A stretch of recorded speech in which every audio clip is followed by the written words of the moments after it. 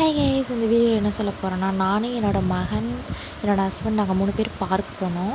காவின் வந்து செம்ம ஹாப்பியாக இருக்கான். வீட்டிலே இருக்கம்மா, போர் அடிக்குதா, அதனால் போகலான்ட்டு வெளியில் போகலான்னு பார்க் போனோம். ஈரோட்டில் வந்து பெரியார் நகர் ஆர்ச்சுக்குள்ளே இருக்குது பார்க்கு. அங்கே போனோம். காவியன் செம்ம ஹாப்பி.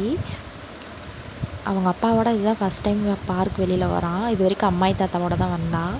அவங்க அப்பாவோட வரவும் ஹாப்பி. அவனுக்கு பால் வாங்கலான்னு வெளியில் வந்துட்டு பால் வாங்கிட்டு உள்ளே போய் அவங்க அப்பாவும் அவனும் பால் விளையாண்டுருக்காங்க.